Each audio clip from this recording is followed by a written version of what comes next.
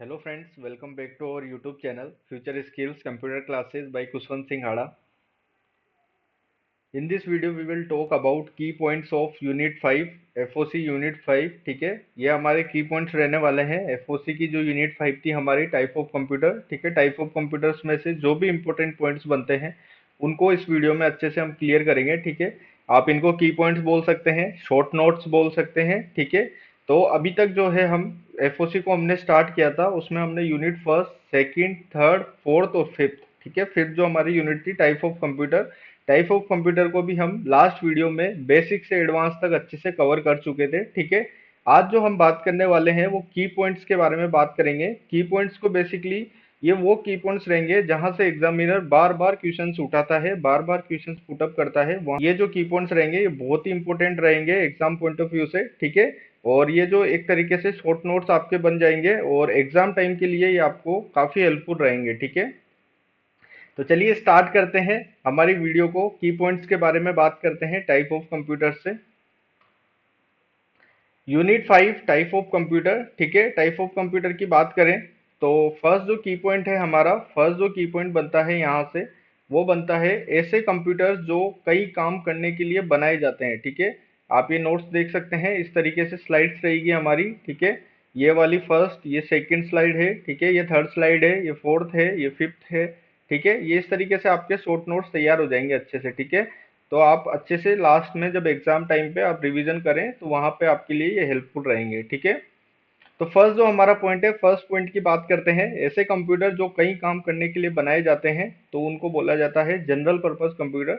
तो अगर एग्जाम में आपसे पूछा जाए ऐसे कंप्यूटर जो कहीं काम करने के लिए बनाए जाते हैं, ठीक है, आपको पता है हमारे जो पर्सनल कंप्यूटर होते हैं वो एक तरीके से जनरल पर्पस कंप्यूटर होते हैं और उनको एक से अधिक काम करने के लिए बनाया जाता है. ठीक है, जैसे हम हमारे पर्सनल कंप्यूटर में पढ़ाई कर सकते हैं, गेम्स खेल सकते हैं, मूवीज देख सकते हैं.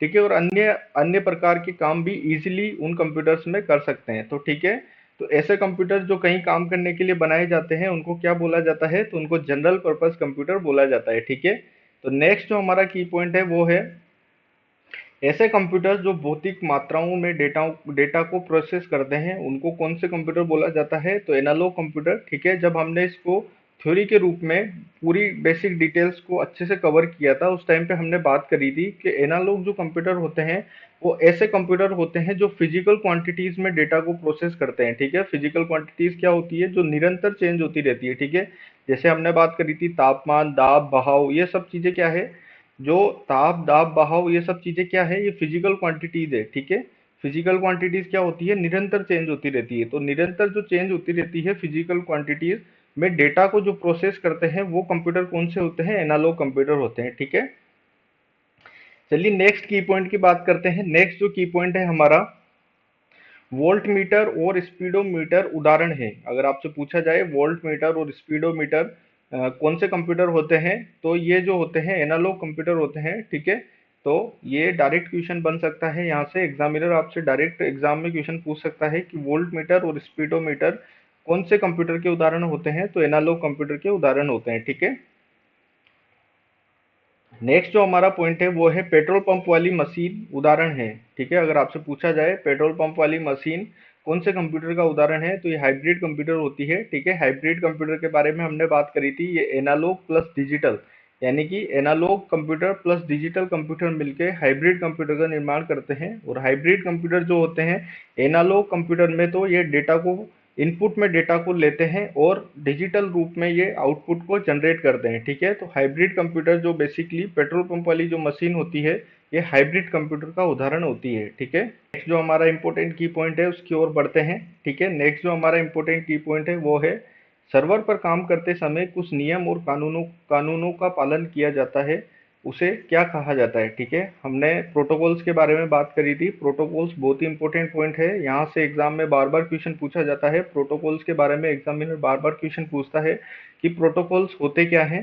तो बेसिकली जब सर्वर पर काम किया जाता है तब कुछ रूल्स और रेगुलेशंस को फॉलो किया जाता है, उसी को ही प्रोटोकॉल्स कहा जाता है. ठीक है, जिस तरीके से ट्रैफिक लाइट्स में ट्रैफिक को सुचारू रूप से चलाने के लिए ट्रैफिक लाइट्स का पालन किया जाता है, उसी प्रकार से नेटवर्क में, यानी कि कंप्यूटर में नेटवर्क को शेयर करने के लिए कुछ रूल्स और रेगुलेशंस का पालन किया जाता है, उन्हें प्रोटोकॉल्स कहते हैं. ठीक है, तो ये हमने हमारी फर्स्ट स्लाइड को अच्छे से कवर कर लिया है। नेक्स्ट जो हमारी स्लाइड रहने वाली है टाइप ऑफ कंप्यूटर के की नोट्स के बारे में, ठीक है, तो उसके ओर बढ़ते हैं। नेक्स्ट इंपॉर्टेंट पॉइंट है अपलोडिंग और डाउनलोडिंग, ठीक है। अपलोडिंग के बारे में अगर हम बात करें तो हमने माइंड मैप से इसको समझा था कि लोकल कंप्यूटर से जब कोई फाइल्स बाहर की ओर जाती है तो वो अपलोडिंग कहलाता है, और लोकल कंप्यूटर में जब कोई फाइल्स अंदर की ओर आती है तो वो डाउनलोडिंग कहलाता है। यानी कि लोकल कंप्यूटर से सर्वर पर फाइल भेजना अपलोडिंग, और सर्वर से लोकल कंप्यूटर पर फाइल भेजना डाउनलोडिंग, ठीक है। तो ये अपलोडिंग और डाउनलोडिंग को आप अच्छे से समझेंगे, यहाँ से एग्जाम में पूछा जाता है, ठीक है। और ये हमारा बहुत इंपॉर्टेंट की पॉइंट्स है, तो आप इसको अच्छे से ध्यान रखेंगे कि लोकल कंप्यूटर से सर्वर पर फाइल भेजना अपलोडिंग, और सर्वर कंप्यूटर से लोकल कंप्यूटर पर फाइल भेजना डाउनलोडिंग, ठीक है। ये नेक्स्ट की पॉइंट की ओर बढ़ते हैं। नेक्स्ट जो हमारा की पॉइंट है, कुछ इंपॉर्टेंट प्रोटोकॉल्स है, उनकी फुल फॉर्म आपको ध्यान में रखनी है। अगर आपसे पूछा जाए एफटीपी, तो एफटीपी क्या होता है, बेसिकली फाइल ट्रांसफर प्रोटोकॉल। और क्या होता है, तो सिक्योर फाइल ट्रांसफर प्रोटोकॉल, ठीक है। एफटीपी बेसिकली फाइल सर्वर में काम करता है, और ये फाइल्स को ट्रांसफर करने का काम करता है, ठीक है। और सिक्योर तरीके से जो फाइल्स को ट्रांसफर करने का काम करता है वो एसएफटीपी करता है, ठीक है।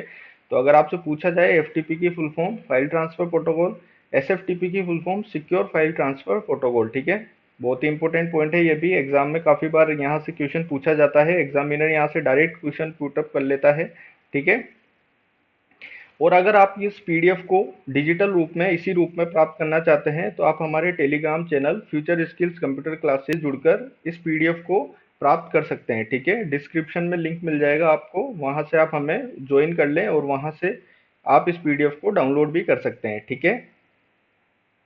नेक्स्ट जो हमारा की पॉइंट है वो है ईमेल। ईमेल को आपको अच्छे से पढ़ना है। ईमेल क्या होती है, इलेक्ट्रॉनिक मेल होती है, जिसको 1971 में इन्वेंटेड बाय रे टॉमलिंसन, ठीक है। तो ईमेल को किसने बनाया था, तो रे टॉमलिंसन ने बनाया था 1971 में, ठीक है। बहुत ही इंपॉर्टेंट पॉइंट है, यहाँ से डायरेक्ट क्वेश्चन पूछ लेता है। ईमेल को किसने बनाया था, तो रे टॉमलिंसन ने बनाया था 1971 में इसको बनाया था। इसकी फुल फॉर्म क्या थी, तो इसकी फुल फॉर्म थी इलेक्ट्रॉनिक मेल, ठीक है। तो बेसिकली अभी तक हमने दो स्लाइड्स को अच्छे से कवर कर लिया है। हमने टाइप ऑफ कंप्यूटर के शॉर्ट नोट्स को हम पढ़ रहे हैं, की पॉइंट्स को हम पढ़ रहे हैं, जिसमें हमने फर्स्ट स्लाइड ये पढ़ी थी, उसके बाद सेकंड स्लाइड्स को भी हमने अच्छे से कवर कर लिया है, ठीक है। नेक्स्ट जो हमारी स्लाइड रहने वाली है टाइप्स ऑफ कंप्यूटर में, उसकी ओर बढ़ते हैं, ठीक है। अगर आपसे ईमेल सिंटैक्स के बारे में पूछा जाए तो ईमेल का जो सिंटैक्स रहता है, फर्स्ट जो हमने बात करी थी, फर्स्ट जो रहता है वो user name, then domain name, ठीक है। तो अगर ये मान, इसको इस तरीके से आप समझ सकते हैं, ये मेरी आप जो देख रहे हैं ये मेरी जीमेल आईडी है, ठीक है। तो अगर आपसे पूछा जाए कुशवंत 1616 क्या है, तो ये यूजर नेम है, एट द रेट क्या है, सेपरेटर है, और gmail.com क्या है, डोमेन नेम है, ठीक है। तो बेसिकली एट द रेट से पहले वाला यूजर नेम होता है, एट द रेट से बाद वाला जीमेल.com, यानी कि gmail.com जो है एट द रेट से बाद वाला जो होता है वो डोमेन नेम होता है, ठीक है। और एट द रेट एक सेपरेटर होता है, विभाजक होता है, ठीक है। यहाँ से भी एग्जामिनर काफी बार क्वेश्चन बनाता है, तो आप इस पॉइंट को भी अच्छे से ध्यान रखेंगे, ठीक है। नेक्स्ट पॉइंट की ओर बढ़ते हैं। नेक्स्ट जो हमारा पॉइंट है टाइप ऑफ कंप्यूटर का वो है CC. CC for carbon copy, BCC for blind carbon copy, ठीक है। अगर आपसे पूछा जाए सीसी की फुल फॉर्म क्या होती है, तो कार्बन कॉपी, और बीसीसी की ब्लाइंड कार्बन कॉपी, ठीक है। यहाँ पे एग्जामिनर ब्लैक दे देता है, तो ब्लैक नहीं होगा, ब्लाइंड कार्बन कॉपी होगा, ठीक है। आपको इसको अच्छे से ध्यान रखना है, BCC for blind carbon copy, ठीक है। उसके बाद ही कुछ प्रोटोकॉल्स है, इनकी अच्छे से फुल फॉर्म ध्यान रखेंगे आप, इनकी वर्किंग को भी ध्यान रखेंगे, ठीक है। ये ईमेल्स के प्रोटोकॉल्स है, काफी बार एग्जाम में डायरेक्ट यहाँ से क्वेश्चन पुटअप हो जाता है, ठीक है। अगर आपसे पूछा जाए एसएमटीपी क्या होता है, तो सिंपल मेल ट्रांसफर प्रोटोकॉल, ठीक है। और ये बेसिकली क्या काम करता है, तो ये मेल्स को ट्रांसफर करने का काम करता है, ठीक है। ये एक तरीके से ईमेल प्रोटोकॉल्स होता है, ठीक है। जो फुल फॉर्म होती है वो होती है post office protocol version 3। IMAP जो होता है वो होता है इंटरनेट मैसेज एक्सेस प्रोटोकॉल, ठीक है। तो ये तीन प्रोटोकॉल्स को आप अच्छे से ध्यान रखेंगे, SMTP simple mail transfer protocol, POP third post office protocol version 3, IMAP internet message access protocol, ठीक है। तो ये जो है ईमेल से रिलेटेड प्रोटोकॉल से आप इनकी फुल फॉर्म को अच्छे से ध्यान रखेंगे, ठीक है। नेक्स्ट जो हमारा की पॉइंट है उसकी ओर बढ़ते हैं। अगर आपसे पूछा जाए HTML क्या होता है, तो HTML होता है हाइपर टेक्स्ट मार्कअप लैंग्वेज, ठीक है। बेसिकली एक लैंग्वेज होती है जो वेबसाइट्स बनाने में यूज में ली जाती है, ठीक है। इसको जब हम पूरा एक चैप्टर है वेब डिजाइनिंग जब हम पढ़ेंगे उस टाइम पे HTML को हम अच्छे से समझेंगे। अभी आप टाइप ऑफ कंप्यूटर में इसके की पॉइंट्स में आप इसको ध्यान में रख सकते हैं, ठीक है। तो HTML अगर आपसे पूछा जाए तो हाइपर टेक्स्ट मार्कअप लैंग्वेज, ठीक है। और एक प्रोटोकॉल इसमें काम करता है, उसका नाम है HTTP, ठीक है, और HTTPS, ठीक है। HTTP क्या होता है, तो हाइपर टेक्स्ट ट्रांसफर प्रोटोकॉल, और HTTPS क्या होता है, hyper text transfer protocol secure, ठीक है। तो ये दोनों प्रोटोकॉल इंपॉर्टेंट है, HTML में काम करते हैं, इनको आप अच्छे से ध्यान रखेंगे, ठीक है। कई बार क्या होता है, इनकी डायरेक्ट फुल फॉर्म पूछ ली जाती है एग्जाम में, ठीक है। एग्जामिनर डायरेक्ट इनकी फुल फॉर्म पूछ लेता है, तो आप इनको अच्छे से ध्यान रखेंगे, ठीक है।